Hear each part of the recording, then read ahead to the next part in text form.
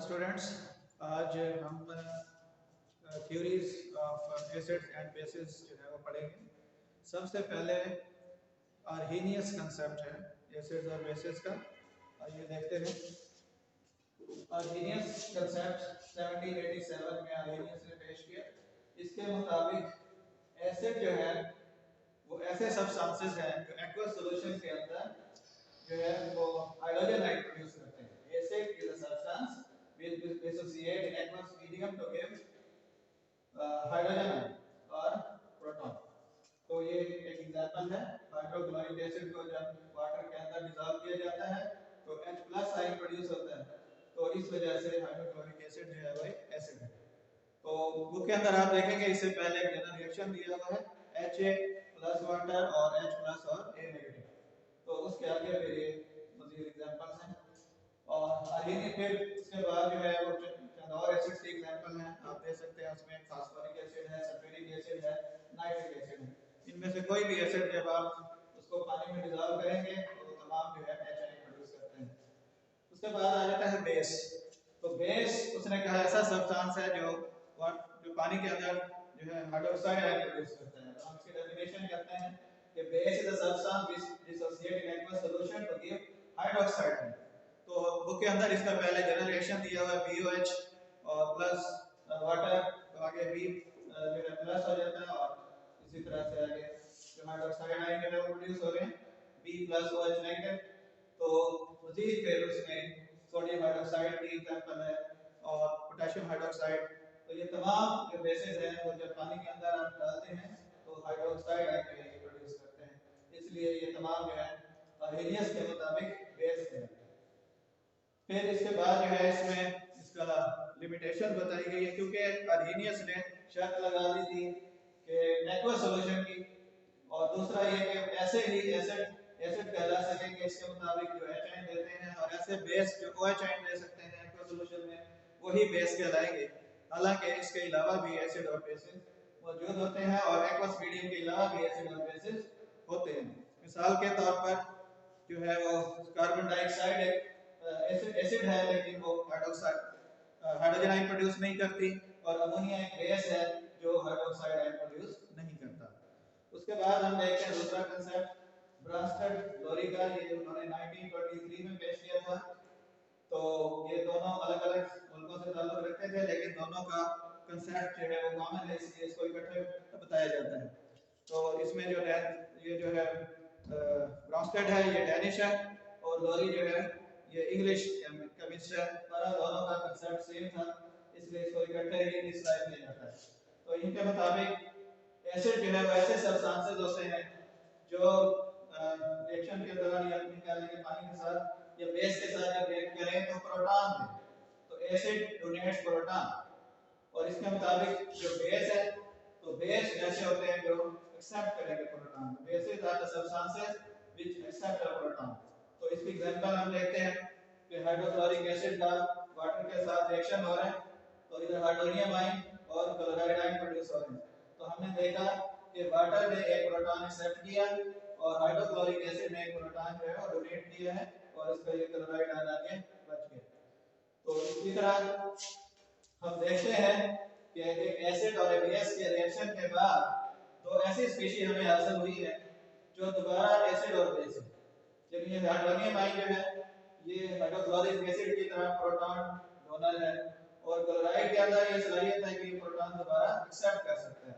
लिहाजा ये जो एसिड और बेस हैं ड्यूरिंग द रिएक्शन बने हैं, लिहाजा इनको हम एक थोड़ा सा फर्क करने के लिए अलग नाम देते हैं। इस एसिड को हम कहते हैं कॉन्जुगेट एसिड और बनने वाले बेस को हम कहते हैं कॉन्जुगेट बेस। तो conjugate acid is formed by accepting a proton by a base, कि जब एक बेस ने प्रोटॉन एक्सेप्ट कर लिया तो वो कॉन्जुगेट एसिड बन गया। इसी तरह से कॉन्जुगेट जो बेस होगा it is a species which is formed by donating a proton by an acid, कि जो कॉन्जुगेट बेस है वो किसी एसिड के प्रोटॉन डोनेट करने के बाद बनती है। ये दूसरा रिएक्शन देख लें। ये दूसरी एग्जांपल है अमोनिया का वाटर के साथ रिएक्शन।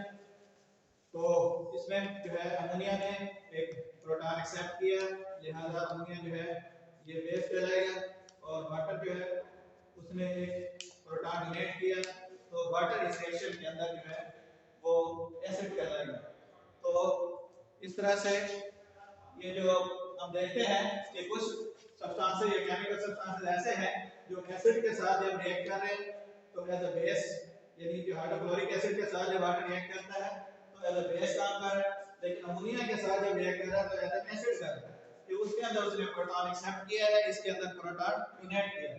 तो ऐसे सब्सटेंसेस जो एसिड और बेस दोनों के तौर पर बिहेव करें उनको एम्फेटाइरिक कहा जाता है, और वाटर इसकी बेहतरीन एग्जांपल है क्योंकि ये एसिड के साथ एज अ बेस और कुछ बेसिस के साथ एज एन एसिड काम करता है। तो इसके बाद हम तीसरा कंसेप्ट देखते हैं जो लुईस कंसेप्ट है। ये कंसेप्ट ने GMUS लिखा जाता है पूरा नाम, 1923 में पेश किया। तो इसने जो है वो प्रोटॉन वाली बात उसको जो है खत्म किया और इलेक्ट्रॉन पेयर की बेस पे अपना जो है कंसेप्ट पेश किया।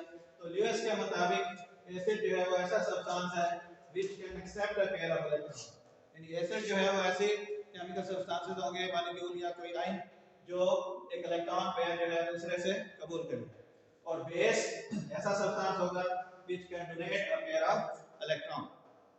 इस बात को हम इस एग्जांपल से एक्सप्लेन कर सकते हैं। इस एग्जांपल के अंदर बोरॉन जो है वो सेंट्रल एटम है, इसके आउटर मोस्ट में अपने 3 इलेक्ट्रॉन और ये अब ऑक्टेट पूरा करना चाहता है। तो इस काम के लिए उसने तो 3 फ्लोरीन एटम के साथ अलग-अलग 3 जगहों पे शेयर किया, लेकिन इसके बावजूद इसके वैलेंस शेल के अंदर 2 + 2 + 2 6 इलेक्ट्रॉन हो गए। ये अभी भी 2 इलेक्ट्रॉन इसमें कम है, लिहाजा जब अमोनिया के साथ या अमोनिया इसको अप्रोच करता है तो फिर ये इसे एक इलेक्ट्रॉन को एक जो है पेयर ऑफ इलेक्ट्रॉन एक्सेप्ट करता है। तो ये पेयर ऑफ इलेक्ट्रॉन हम यहां देखें, ये शो करते हैं कि ये पेयर ऑफ इलेक्ट्रॉन इसको डोनेट कर रहा है, लेने वाला एक्सेप्टर और देने वाला डोनर कहलाता है। और फाइनली जो प्रोडक्ट बनता है उसको हम स्क्वायर ब्रैकेट के अंदर शो करते हैं डोनर से एक्सेप्टर की तरफ एक एरो हेड लगाते हुए। तो इससे ये क्लियर हुआ कि बोरान ट्राइफ्लोराइड का सेंट्रल एटम बोरान जो है वो पेयर ऑफ इलेक्ट्रॉन एक्सेप्ट कर रहा है, लिहाजा ये एसिड कहलाएगा लुईस एसिड, और अमोनिया इसमें जो इसका नाइट्रोजन जो है उसका लोन पेयर डोनेट कर रहा है तो ये कहलाएगा लुईस बेस। इन दोनों के रिएक्शन के नतीजे में जो प्रोडक्ट बनता है उसको एडक्ट कहते हैं। तो adduct is a species which is formed by the reaction of Lewis acid and Lewis base, या दूसरे लफ्जों में कह सकते हैं the product of Lewis acid and base is a species called an adduct। उसके बाद आगे जो है कुछ और एग्जांपल दिए उसने कि Lewis acid जो है वो इलेक्ट्रॉन डेफिसिट जो है मॉलिक्यूल हो सकते हैं। मिसाल के तौर पर एक तो ये है BF3 बोरान ट्राइफ्लोराइड, दूसरा AlCl3, तीसरी एग्जांपल है FeCl3। इसी तरह से कैटायंस भी जो है वो लुईस एसिड के तौर पे काम करते हैं क्योंकि ये भी इलेक्ट्रॉन एक्सेप्ट करते हैं। और इसमें वो बताता है कि वैसे तो सोडियम पोटेशियम आयन भी है, उनके ऊपर भी पॉजिटिव चार्ज होता है, लेकिन उनके अंदर प्रोटॉन इलेक्ट्रॉन पेयर एक्सेप्ट करने की सलाहियत वैसी नहीं है जैसी कि हाइड्रोजन आयन में और सिल्वर आयन के अंदर। तो ये जो है लुईस एसिड कहलाता है। दूसरी तरफ बेसिस के लिए भी, क्योंकि डेफिनेशन के अंदर कहा गया है कि वो मॉलिक्यूल भी हो सकते हैं और आयन भी, तो लुईस बेसिस में न्यूट्रल स्पीशीज जिनके पास लोन पेयर होता है, मिसाल के तौर पर अमोनिया है, वाटर है, अल्कोहल है, तो इनके अंदर अमोनिया के अंदर नाइट्रोजन के ऊपर और अल्कोहल में ऑक्सीजन के ऊपर लोन पेयर होते हैं। तो ये स्पीशीज जो है ये लुईस बेसिस कहलाते हैं।